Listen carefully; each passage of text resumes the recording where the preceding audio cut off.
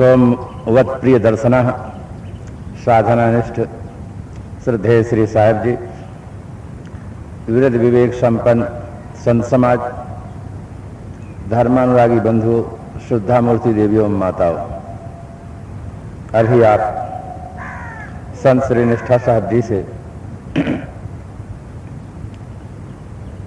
हमारी मानसिक ग्रंथियां कैसे उलझ जाती हैं और कैसे उनको सुलझाना चाहिए और वो सुलझ सकती हैं, इस पर बहुत सुंदर विवेचन आप सुन रहे थे।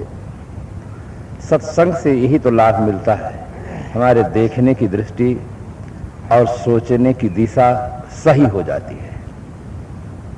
आदमी इन्हीं दोनों के कारणों से दुखी है। आज आदमी के पास धन है, पद है, परिवार है, बाहर से देखें तो सब कुछ उसे मिला हुआ है, किंतु देखने की दृष्टि और सोचने की दिशा जब सही नहीं होती है तो आदमी को सुख नहीं मिलता है, आदमी को भीतर शांत नहीं मिलती है। सब मिलते हुए ऐसा लगता है कि कुछ नहीं मिला हुआ। हमारे सोचने की दृष्टि पर सब कुछ निर्भर करता है। एक आदमी था, इस्लामी था, जा रहा था, गर्मी का दिन था, धूप थी, ऊपर से धूप थी, नीचे बालू थी, वो भी तप चुकी थी और उसके पैर में जूते नहीं थे। इस्लामी था। ये तो बहुत प्रसिद्ध है कि दुख में सुमिरन सब करे, सुख में करे न कोई, जो सुख में सुमिरन करे तो दुख काहे को हो। जब आदमी दुखी होता है तब उसे अपने इष्ट देव याद आते हैं, आराध्य देव याद आते हैं। इस्लामी होने के नाते वो कह रहा था कि ऐ परवरदिगार, तेरी बहुत बड़ी शुक्रिया होती कि मेरे लिए कम से कम पैर में जूता तो दे देता है। नीचे बालू बहुत तप चुकी है, मुझे अभी दूर जाना है, लक्ष्य बहुत दूर का है। बड़ी तेरी शुक्रिया होती कि मेरे पैर के लिए जूता दे देता। अल्लाह ताला से इबादत कर रहा था, चल रहा था, भीतर दुखी था। कुछ दूर चलता है, मन में भाव है कि मेरी प्रार्थना अल्लाह ताला सुना होगा, अभी थोड़ी देर के बाद कुछ शायद साधन मिले, इसी आशा से चल रहा था। सामने से एक व्यक्ति आ रहा था, दोनों हाथ से इशारा करके चल रहा था, उसका पास पैर नहीं था, हाथ से केवल सरकता हुआ चला आ रहा था। जैसे उस व्यक्ति ने उस व्यक्ति को देखा, उसकी दृष्टि बदल जाती है। जब दृष्टि बदल जाती है तो आदमी की सृष्टि बदल जाती है। दृष्टि रेव सृष्टि, जैसी दृष्टि होती है उसी प्रकार से सृष्टि प्रतीत होती है। सृष्टि कुछ और है और हमारी दृष्टि कुछ और होती है, इसीलिए जीवन में भ्रम पैदा होता है। उसकी दृष्टि बदल गई क्योंकि वो सामने वाले व्यक्ति को देखा, उसके पास पैर नहीं है, वो हाथ से इशारा करके आ रहा है। जैसे देखता है, उसने कहा, ऐ परवरदिगार, तेरी बहुत बड़ी शुक्रिया है, जूता नहीं दिया तो कोई बात नहीं, कम से कम पैर तो सबूत दिया है कि मैं पैर से चल रहा हूं। अभी उसको कुछ मिला नहीं, किंतु उसकी दृष्टि बदल जाती है तो उसका सारा दुख समाप्त हो जाता है। जो दुख से दुखी था उसका दुख दूर हो जाता है, इतना कहने मात्र से कि उसमें मेरे पास तो कम से कम पैर तो हैं, सामने वाले व्यक्ति के पास तो पैर ही नहीं। तो इस प्रकार से यदि सत्संग के माध्यम से हमें जो विचारने की दृष्टि है, सोचने की दृष्टि है, अगर वो मिल जाए तो हमारे पास जो है वो बहुत है। हम उसका जीवन में उपयोग भी करके समाप्त नहीं कर सकते, इतना हमारे पास में है।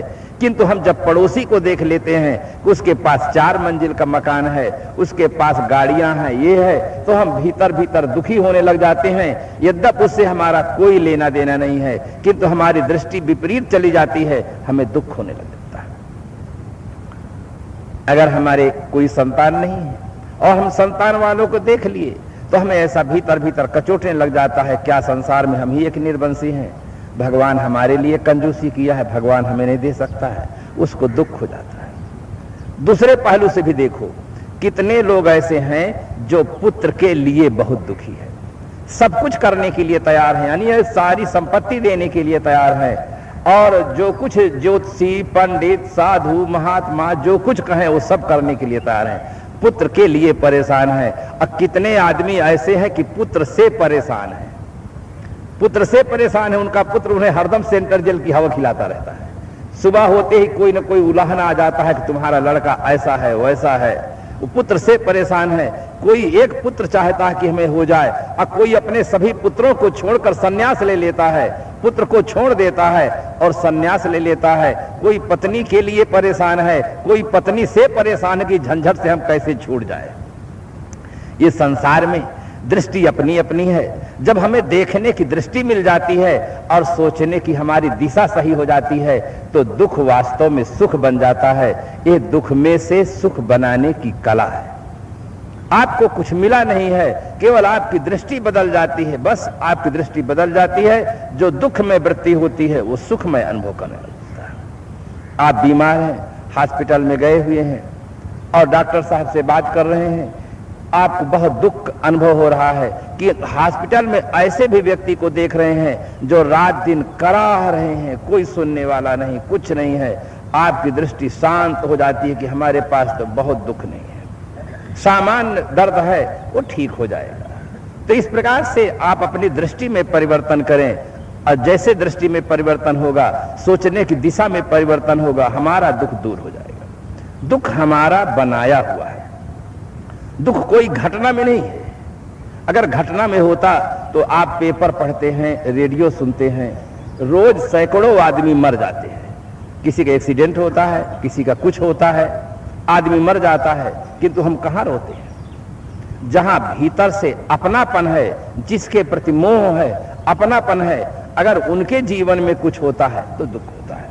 और उसमें भी अगर विवेक करें तो जब आप पैदा हुए थे आप बिल्कुल अकेले थे, और जब यहां से प्रस्थान करेंगे तब भी आप बिल्कुल अकेले जाएंगे। कोई किसी के साथ में ना आता है और न जाता है। बीच में मिले हुए प्राणी और पदार्थ मिलते हैं, इनके साथ आप सुंदर व्यवहार करो।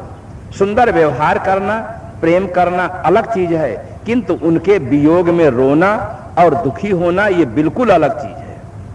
संजोग का वियोग तो होता ही है, आज हो 10 साल के बाद हो, वियोग तो होगा ही। जब वो परिणाम निश्चित है तो उसके लिए हम शोक क्यों करें, दुखी क्यों रहें? तो इस प्रकार से हर आदमी को अगर सत्संग के माध्यम से सोचने की दिशा सही हो जाए और उसकी दृष्टि में परिवर्तन हो जाए तो हम जहां हैं वहीं सुखी हो सकते हैं, असुखी रह सकते हैं। घटना किसी प्रकार की घट सकती है, सब संभव है। जब हम जन्म लिए थे कितने असमर्थ थे, कितने लाचार थे, अपने आप उठकर न खड़े हो सकते थे, न अपनी बात हम बता सकते थे, और न हम चल सकते थे, न कोई क्रिया कर सकते थे, इतने लाचार थे। आज कितने समर्थ हैं, उठकर खड़े हो जाते हैं, अपने मन की बात दूसरों से बता देते हैं, और जो सोचते हैं विचारते हैं उसके अनुसार कर्म करने में स्वतंत्र हैं। तो इस प्रकार से सारी परिस्थितियां बदलती रहती हैं। आदमी के जीवन में उतार चढ़ाव आता है, सुख दुख के ज्वार भाटे आते हैं, किंतु तुम रहते हो, तुम साक्षी हो। अपने साक्षी स्वरूप को न भूलो। दुख भी जीवन में आया, सुख भी जीवन में आया, आज दोनों नहीं रहे। कितने बार आप शादी में, उत्सव में गए होंगे, मित्रों के साथ, स्वजनों के साथ खूब हंसे होंगे, खूब प्रसन्न रहे होंगे। कितने बार ऐसे भी जगहों पर गए होंगे जहां शोक का वातावरण रहा होगा, आपको गम का अनुभव हुआ होगा, दुख का अनुभव हुआ होगा, आंसू बहाए होंगे। आज वो न दिन रहा दुख का और न रहा सुख का। आज के 10 साल पहले जो सुख के दिन थे वो आज कहां है? इसी प्रकार से जीवन में जो आज के दिन हैं वो भी 10 साल के बाद नहीं रहेंगे, केवल स्मृति रह जाएगी। तो इस प्रकार से सत्संग के माध्यम से हमारे जीवन की गुत्थियों का सुलझना चाहिए, और इसीलिए लोग सत्संग में आते हैं। सामान्य वर्ग के व्यक्ति नहीं, बड़े बड़े राजा महाराजा भी संत गुरु संतों के चरणों में जाते हैं और अपने जीवन के राज को समझने का प्रयास करते हैं। जिंदगी एक पहेली है, इसमें बड़ा राज छिपा है। देखने में तो ऐसा लगता है ये पेड़ दिखाई देता है, पत्ते दिखाई देते हैं, फूल दिखाई देता है, फल दिखाई देता है, ऐसा लगता है कि पेड़ सच है। किंतु जिसके आधार से पेड़ खड़ा है वो चीज ही नहीं दिखाई देती है और उस पर लोगों की दृष्टि भी नहीं जाती है। लोगों की आम मान्यता तो यही है कि जो दिखता है वो सच है, ये मानता है, किंतु यह मान्यता विवेक सम्मत नहीं है। जो देखने वाला है वो सच है, जो दिखता है वो झूठ है। कितना उल्टा मालूम होता है कि जो दिखता है वो झूठ है और जो देखने वाला है वो सच्चा है। जिसके आधार से पेड़ खड़ा है वो है जड़, मूल, वो नहीं दिखाई पड़ती है, वो जमीन के नीचे है। इसी प्रकार से पूरा शरीर हमें दिखाई पड़ता है, किंतु जिसके आधार से शरीर खड़ा है वो चीज नहीं दिखाई देती है, वो सत्ता नहीं दिखाई देती है। वो सत्ता है आत्म सत्ता, चेतन सत्ता, जीव सत्ता। वो सत्ता जिस दिन शरीर से निकल जाती है शरीर गिर पड़ता है। चाहे आदमी खड़ा हो तो गिर जाएगा, बैठा हो तो गिर पड़ेगा। जिसकी सत्ता से शरीर सुंदर सा प्रतीत होता है, सत्य सा प्रतीत होता है, उस सत्ता को समझने के लिए ही सत्संग में सबको आना पड़ता है। चाहे जो भी व्यक्ति हो, अगर जिस व्यक्ति को अपने जीवन के राज को समझना होगा कि जीवन है क्या चीज, उसे सत्संग में आना होगा, गुरु दरबार में आना होगा और समझना होगा। समझने में आप स्वतंत्र हैं, आप ना समझें ये आपकी आजादी है, समझें ये आपका कर्तव्य है, ये भी आपकी आजादी है। किंतु नहीं समझेंगे तो जीवन बर्बाद हो जाएगा, नहीं समझेंगे तो जीवन में दुख आएगा, अशांति आएगी, चिंता आएगी, समस्या आएगी। तब भगवान को दोष न देना, जमाना को दोष न देना कि जमाना खराब है, समाज खराब है इसलिए हम दुखी हैं। जब ऐसी परिस्थिति आए तब ये ख्याल रखना कि हमारे कहीं जीने में भूल हो गई है, उसके कारण से दुख आता है। और दुख किसी आदमी को प्रिय नहीं है, चाहे नर हो या नारी। हर आदमी अपने जीवन में सुख चाहता है, शांति चाहता है। सुख और शांति चाहते हैं तो हमें जीवन के राज को अच्छी तरह से समझना चाहिए। हमें दुख का अनुभव कब होता है? जब तक हमारे मन में किसी प्रकार की कोई कामना नहीं होती है, कोई इच्छा नहीं होती है, तब तक दुख का अनुभव किसी को नहीं होता है। एक सिगरेट पीने वाला भी जब तक उसके मन में सिगरेट पीने की वासना नहीं होती है, इच्छा नहीं होती है, तब तक सिगरेट की ओर उसका हाथ नहीं जाता है और वो सिगरेट नहीं पीता है, उसको दुख नहीं सताता है। हर आदमी के अंदर दुख है इच्छा का। इच्छा जैसे उठती है उसको दुख का अनुभव होता है, अतृप्ति का अनुभव होता है, अशांति का अनुभव होता है। पदार्थों का आश्रय लेता है तो उसे क्षणिक तृप्ति लगती है, क्षणिक सुख मिलता है, क्षणिक शांति लगती है, बस उसी में वो भूल जाता है। इच्छा की सदा के लिए निवृत्ति हो जाए कितना बड़ा सुख होगा। जिस इच्छा की शांति के लिए हम पदार्थों का आश्रय लेते हैं और थोड़ी देर के लिए शांत होती है, हमें बड़ा सुख लगता है कि बहुत सुख मिल गया, और सदा के लिए हमारी इच्छा शांत हो जाए तो इससे बढ़कर सुख क्या होगा। किंतु जीवन के राज को आदमी समझता नहीं। हम बाहर के राज को तो जानते हैं। आप कबीर सत्संग आश्रम के लिए जब घर से चले हैं तब आप आश्रम की ओर मुंह कर दिए हैं और चल दिए हैं, आश्रम में आ गए हैं। और आश्रम से जब घर की ओर चलेंगे तब क्या करेंगे? घर की ओर मुंह कर देंगे, आश्रम की ओर पीठ कर देंगे और चल देंगे, आप अपने घर पहुंच जाएंगे। आने और जाने का रास्ता एक होता है। दुनिया में ऐसा कोई रास्ता नहीं है जो एक दिशा की ओर जाता है। हर रास्ताएं दो दिशा की ओर जाती हैं। अगर पूरब की ओर रोड गया है तो पूरब की ओर भी जाएगा, पश्चिम की ओर भी जाएगा, दो दिशा की ओर जाता है। ये इंद्रियां हमारी बहिर्मुख है। हम आंख से देखते हैं, कान से सुनते हैं, आंख से रूप को देखते हैं, कान से शब्द को सुनते हैं, बाहर की चीजों को देखते हैं। इन्हीं आंखों से हम भीतर भी प्रवेश, भीतर आग धधकती रह जाती है। स्वामी राम तीर्थ के पास अमेरिका की एक अभिनेत्री आई थी। वो भी बाहरी दृष्टिकोण से देखने से बहुत सुंदरी थी और बहुत सुखी मालूम पड़ती थी।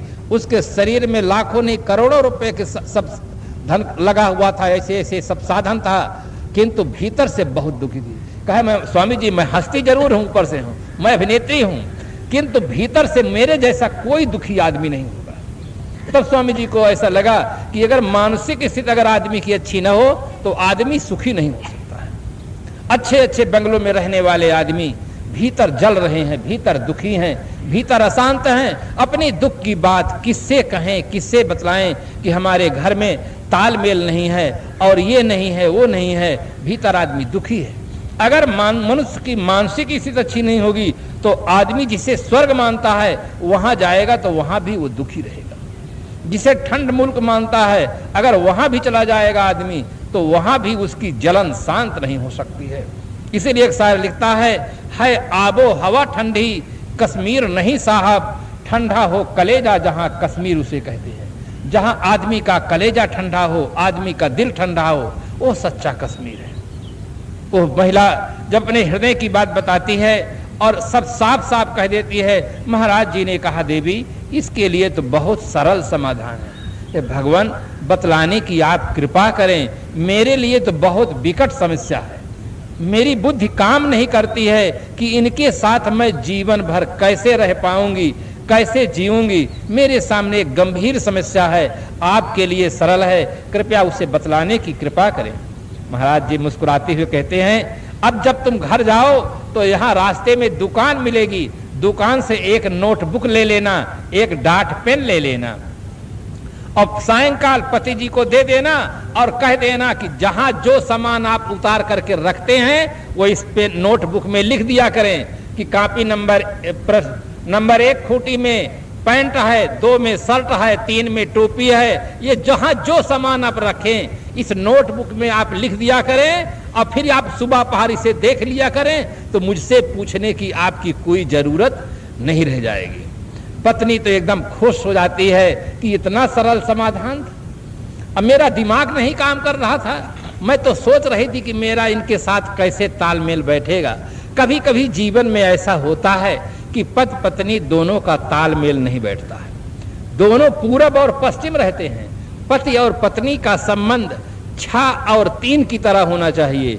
6 और 3 दोनों का मुंह जब एक तरफ रहता है तब 63 होता है और दोनों का मुंह जब 2 तरफ हो जाता है तो 36 हो जाता है।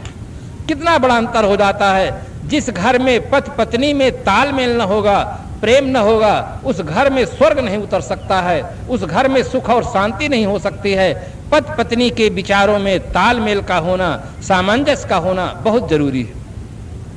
पत्नी एकदम प्रसन्न हो जाती है, मार्केट में जा करके एक नोटबुक लेती है, डाट पेन लेती है और सायंकाल के समय हंसते हुए जाकर पतिदेव के पास रख देती है कि आप ये लीजिए, आज से आप स्वतंत्र हो जाएंगे, मुझसे पूछने की जरूरत नहीं पड़ेगी। जहां आप सोते समय जो सामान रख देते हैं वो इसमें सब लिख दिया करें और सुबह होते इस आप नोटबुक को देख लिया करें और सब सामान आपको मिल जाएगा। पतिदेव भी बहुत प्रसन्न हो गए कि पत्नी तो बहुत बुद्धिमती है, अब आज से मेरी परबस्ता दूर हो जाएगी, आज से तो मैं अब स्वतंत्र हो जाऊंगा, मुझसे किसी पूछने की जरूरत नहीं रह जाएगी। पति भी प्रसन्न, पत्नी भी प्रसन्न। और पति महोदय जब सायंकाल सोने का समय आता है तो नोटबुक निकालते हैं, नोटबुक में निकाल करके और लिखते हैं, नंबर 1 खूंटी में मेरी शर्ट है, 2 में पैंट है, 3 में टोपी है और अंतिम में लिख देते हैं मैं पलंग पर हूं। क्योंकि अब तो भूलन लाल तो उनका स्वभाव है, अंतिम में लिख देते हैं मैं पलंग पर हूं। पत्नी भी निश्चिंत होकर के सोती है कि आज मुझे कोई जरूरत नहीं पड़ेगी। पति महोदय निश्चिंत है कि आज हमें किसी से पूछने की आवश्यकता नहीं हुई। प्रातः काल जब होता है वो अपना नोटबुक उठाते हैं, नोटबुक उठा करके देखते हैं, नंबर 1 में, 2 में, 3 में जहां पर जो सामान रखा हुआ था सब सामान ले लेते हैं। और जब नोटबुक के में अंतिम में लिखा है कि मैं पलंग पर हूं तो चारों तरफ पलंग के खोजते हैं कि मैं कहां। सामान तो आज सब मिल गया है किंतु मैं पलंग पर हूं तो पलंग में तो कुछ दिखाई नहीं देता है। चारों तरफ पलंग के आसपास घूम रहे हैं। और ये हमारे देश की संस्कृति रही है कि प्रातः काल जब पत्नी उठती है तो पति को प्रणाम करती है, सास को प्रणाम करती है, ससुर को प्रणाम करती है। वो पत्नी जब उठती है प्रातः काल पति को प्रणाम करने के लिए जाती है, उसके मन में बड़ी प्रसन्नता है कि आज हमारे पतिदेव एकदम प्रसन्न मिलेंगे और कोई समस्या नहीं होंगी। किंतु पतिदेव पलंग के आसपास घूम रहे हैं, चेहरे में सिकुड़न है। पत्नी देखकर घबरा जाती है कि क्या बात है, ये सामान तो सब पहरे हुए हैं, सामान तो सब इनको मिल गया है। उन्होंने पत्नी नमस्कार करती है, तत्पश्चात पूछती है कि आप पलंग के चारों तरफ चक्कर क्यों लगा रहे हैं। वो कहते हैं कि देव, मैंने लिखा है कल रात्रि में, सामान मेरा सब मिल गया है, किंतु इस नोटबुक में मैं लिखा हूं स्वयं कि मैं पलंग पर हूं, तो पलंग पर तो मैं दिखता नहीं हूं, मैं कहां हूं ये पता नहीं है। पलंग तो एकदम खाली है, इसमें लिखा कि मैं पलंग पर हूं। पत्नी समझ जाती कि इनके बहुत गहरी भूल है। पत्नी के पास बुद्धि है, वास्तव में बुद्धि यस्य बलम तस्य निर्बुद्धेस्तु कुतो बलम। जिसके पास बुद्धि होता है उसके पास बल होता है। हाथी के पास शारीरिक बल बहुत ज्यादा है, किंतु आदमी के पास बुद्धि का बल है, तो आदमी उसके ऊपर बैठ करके एक लोहे का अंकुश ले लेता है, और उठ कहो तो हाथी को उठना पड़ता है, और बैठ कहो तो हाथी को बैठना पड़ता है। हाथी का बल लाचार है आदमी के बल के सामने, क्योंकि आदमी के पास बुद्धि का बल है। एक शेर है, शेर को आदमी बिजली का कोड़ा ले लेता है, शेर को अपने बस में कर लेता है। आदमी के पास बुद्धि है, एक बटन दबा देता है, हजारों फीट नीचे अगर पानी है जमीन पर, तो पानी ऊपर उठने के लिए लाचार हो जाता है। बुद्धि के बल पर पत्नी सोचती है कि इनको तो बहुत गहरी भूल हो गई है। पत्नी तुरंत कहती है कि आप जहां पर जो सामान रखे थे वो सामान आप वहां फिर रख दें, मैं आपको खोज दूंगी। जहां पर जो रखे थे वो सामान रख दिए, फिर अपना उतार करके पायजामा, कमीज, टोपी रख दिए। पत्नी कहती है इस सामान रखने के पश्चात आप जहां गए थे वहां चले जाइए। तो वो जाके पलंग में लेट गए। जैसे वो पलंग पर लेट जाता है, पत्नी सामान सब उठा लेती। देखिए आपको ये शर्ट मिल गई कि नहीं, कि हाँ मिल गई। टोपी मिल गई कि नहीं, कि मिल भी गया। तो इस पर पायजामा मिल गया कि नहीं, पायजामा मिल गया। कहा अब आप बताइए पलंग पर है कि नहीं। कहा बस बस मैं मिल गया, अब मैं पलंग पर हूं। तो जिस आदमी के जीवन में इतनी बड़ी भूल हो, अपने को ही खो जाने का उसे भय हो गया कि मैं ही नहीं हूं, वो आदमी कैसे सुखी हो सकता है। आज यह दशा हर आदमी की हो गई है। आज आदमी अपने आप को ही भूल गया है, उसको स्वयं का ही पता नहीं कि मैं क्या चीज हूं। हाथ को देखता है कि हाथ बहुत अच्छे हैं, किंतु ये कभी विवेक नहीं करता है। हर आदमी प्रयोग तो करता है कि मेरे हाथ में तकलीफ है, मेरे सिर में दर्द है, मेरे कमर में दर्द है, मेरे पैर में दर्द है। ऐसा आदमी प्रयोग तो करता है, कभी सोचता नहीं है कि ये मेरा कहने वाला कौन है, ये मैं जो कह रहा ये कौन है। हाथ मेरा है, इसका मतलब है कि मैं हाथ नहीं हूं। कोई आदमी ये प्रयोग नहीं करता है कि मैं सिर में दर्द हो रहा हूं, मैं पैर में दर्द हो रहा हूं, मैं कमर में दर्द हो रहा हूं। ऐसा कोई आदमी नहीं कहता है। सभी आदमी कहते मेरे सिर में दर्द हो रहा है, मेरे कमर में दर्द हो रहा है। तात्पर्य कि ये मेरा है, मैं नहीं हूं। जिसमें मेरा लग जाता है वो मैं नहीं होता। जैसे ये घड़ी मेरी है तो घड़ी मेरी है, किंतु मैं घड़ी नहीं हूं। जिसमें मेरा लगता है वो मैं नहीं रह जाता। संस्कृत में दो शब्द हैं, अहम और मम। अहम का अर्थ है मैं और मम का अर्थ है मेरा। दर्शन शास्त्र का ये छोटा सा सूत्र हर आदमी याद रख ले तो उसके जीवन में एक क्रांति हो सकती है कि जो भी मेरा होता है वो मैं नहीं होता है। मैं अलग चीज है और मेरा अलग चीज है, और मैं ना हो तो मेरा कुछ नहीं हो सकता है। मैं चला जाता है तो मेरा कुछ रह ही नहीं जाता है। जिस दिन मैं शरीर से निकल जाता है मेरा कुछ रहता है। जब तक मैं रहता है शरीर में तब तक कहता है कि पत्नी मेरे हैं, पति मेरे हैं, बच्चे मेरे हैं, मकान मेरा है, धन मेरा है, जमीन मेरा है। और जिस दिन मैं चला गया मेरा अपने आप चला जाता है। इसलिए मैं का बड़ा महत्व है। मैं तत्व को जानना चाहिए कि वो मैं क्या चीज हूं। ये मैं हाथ मेरा है तो मैं हाथ नहीं हूं, सिर मेरा है तो मैं सिर नहीं हूं, पैर मेरा है तो मैं पैर नहीं हूं, कमर मेरी है तो मैं कमर नहीं हूं। मैं हूं क्या चीज, इस बात पर हर आदमी को सोचना चाहिए। हर आदमी को एकांत में, शांत में नेत्र बंद करके बैठना चाहिए और सोचना चाहिए कि मैं क्या चीज हूं। मेरा है तो ये सब मेरा है, परंतु मैं क्या चीज हूं। जिस दिन आदमी के अंदर इस सत्ता का बोध हो जाता है उस दिन आदमी के जीवन में एक बहुत बड़ी क्रांति हो जाती है। मैं तत्व के बोध होने से, मैं तत्व के बोध होता है बच्चों के छोटे छोटे खेल से। जिससे बच्चे होते, मुझे यहाँ का पता नहीं है, किंतु उधर बच्चे कुछ ऐसा खेल खेलते हैं, उस खेल का नाम है आंख मिचौनी। आंख बंद करके और बच्चे लोग बोलते हैं और एक बच्चा जब आंख खोल देता है तो उसको छूता है। छूने जिस बच्चे को पहले छू लेते हैं वो बच्चा फिर आंख मूंदता है और सबको छूता है।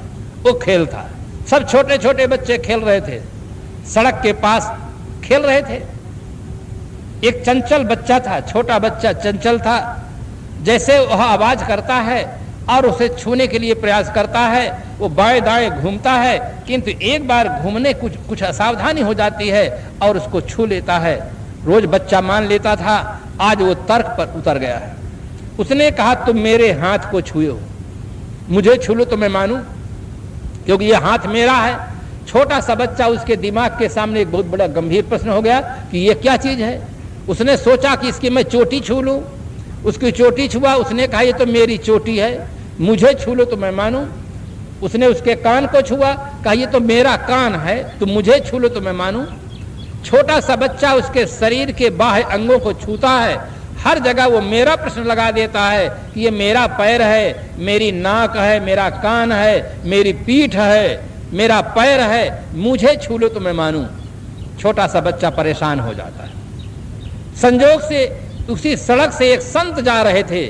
प्रातः काल का कुछ समय था, संत अपने भ्रमण में जा रहे थे। संत को देखकर वो छोटा सा बच्चा दौड़ करके जाता है, महाराज को प्रणाम करता है और कहता महाराज मेरे सामने बड़ी समस्या है। हम रोज खेलते थे ये खेल, रोज मान लेते थे, आज कहता कि मेरा हाथ है, मेरा पैर है, मेरा कान, मेरा नाक, मुझे छू लो तो मानूं। महाराज ये क्या चीज है, इसको बता दीजिए, मैं इसको छू लूं और ये मान जावे, अब आंख ये बंद करे, मैं खेलूं। महाराज जी सोचते ये छोटा सा बच्चा है, आध्यात्मिक ज्ञान का प्रसंग आ गया है, इसके पास बौद्धिक क्षमता नहीं है, मैं इसे कैसे समझाऊं। किंतु समझाने का एक ही तरीका नहीं होता है, युक्ति से मुक्ति, सेवा से मेवा, टहल से महल होता है। देखो थोड़ा सा परिश्रम करते करते सब आदमी काम में सफल हो जाता है। एक एक कदम चलते चलते आप आश्रम तक आ जाते हैं, युक्ति से मुक्ति होती है। महात्मा जी तुरंत इधर उधर देखे, एक बम्बूल का पेड़ गिरा हुआ था। महात्मा ने कहा इस बम्बूल के पेड़ से जाओ कुछ कांटे तोड़ करके लाओ। कांटे तोड़कर बच्चा लाता है। महात्मा जी उसको उपाय बता देते हैं कि इस कांटे को ले करके जाओ उसके पैर में चुभाना। जैसे वो बच्चा चिल्लाएगा तो ये कहना कि अभी तो हम तुम्हें छुए नहीं हैं, छुए तो तुम्हारे पैर को हैं, चिल्लाए तो पैर चिल्लाए, तुम क्यों चिल्लाते हो। अब फिर वहां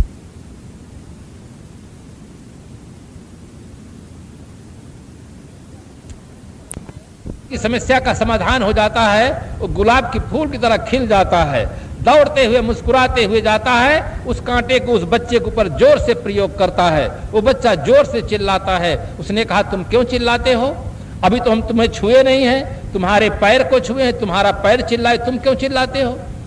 उसके सामने एक गंभीर समस्या खड़ी हो गई कि वास्तव में बात तो बिल्कुल सही कहता है, मुझे तो छुआ नहीं, मेरे पैर को छूता है, कांटा मेरे पैर में चुभ होता है, दुख मुझे क्यों होता है। अब उस बच्चे की समस्या का समाधान तो हुआ, किंतु जिसको चुभोया जाता है उसकी समस्या का समाधान नहीं हुआ। वो दौड़ता है संत के पास, संत से प्रणाम करके कहता है भगवान मेरे पैर में जो कांटा चुभाया जाता है, मेरे हाथ में जो कांटा चुभाया जाता है, तो दर्द मुझे क्यों होता है, क्योंकि मैं तो बिल्कुल अलग हूं। पैर मेरा है इसका मतलब मैं पैर नहीं हूं, हाथ मेरा है इसका मतलब मैं हाथ नहीं हूं, किंतु जब चुभाया जाता है तो दर्द मुझे क्यों होता है।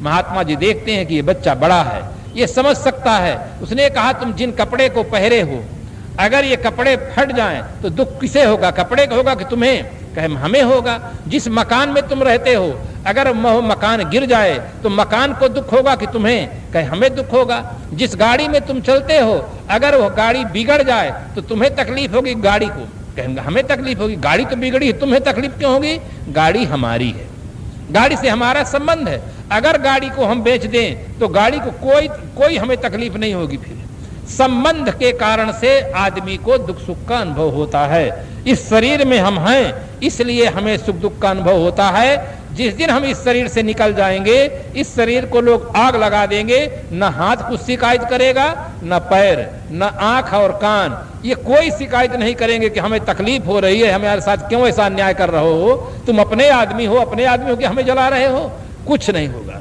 क्योंकि जो अनुभव करने वाला है, जो अनुभविता है, वो शरीर से निकल गया है। शरीर जड़ है, जड़ तत्वों के बना हुआ कार्य है। जड़ तत्वों में मिल जाता है। हर आदमी को बोध होना चाहिए कि शरीर अलग चीज है और मैं बिल्कुल अलग चीज हूं। शरीर जड़ है और मैं जड़ से भिन्न आत्मा हूं, चेतन हूं। यह बोध व्यक्ति को होना चाहिए। यह बोध जिस दिन व्यक्ति को हो जाता है उस दिन उसके हृदय में यह भाव उठता है, सो गुरु बल तुम्हारे काटो जग पास। अब शिष्य के अंदर साहस हो गया है। जो आदमी के अंदर साहस हो जाता है वो आदमी अपने कार्य में सफल हो जाता है। जिस आदमी के अंदर साहस खो जाता है वो आदमी अपने कार्य सफलता नहीं पाता है। शिष्य को गुरुदेव का बल मिल गया है, सहारा मिल गया है, आत्मबोध का बल मिल गया है।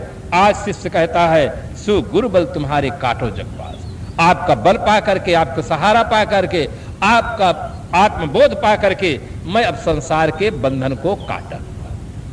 जिस बंधन के सामने वो लाचार था, वो सोचता था कि ये बंधन काटना मेरे बस की बात नहीं है, ये तो ऊपर वाले की बात है। लोग प्रायः ऊपर वाले की बात बहुत ज्यादा करते हैं कि महाराज होई वह जो राम रच राखा, को कहीं तरक बढ़ावे शाखा। हम तो भगवत भजन करना चाहते हैं, हम चाहते हैं कि संत आश्रम में आकर के सेवा करें, साधना करें, भजन पूजन में जीवन व्यतीत करें, थोड़ा सा जिंदगी है इसको सफल बनाएं। किंतु महाराज ऊपर वाले की मर्जी होगी तभी होगा। ऐसी बात जब कर देता है तो घपले की बात करता है, सही बात नहीं करता है।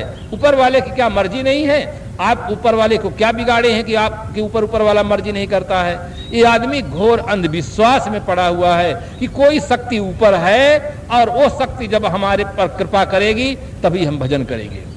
और सामान्य व्यक्ति नहीं, बड़े बड़े कहलाने वाले व्यक्ति भी इस घोर अंधविश्वास के शिकार हैं कि ऊपर वाला कोई है और वही शक्ति सारे संसार को चला रही है, और उस शक्ति की जब तक कृपा नहीं होगी हम संसार सागर से पार नहीं हो जाएगी।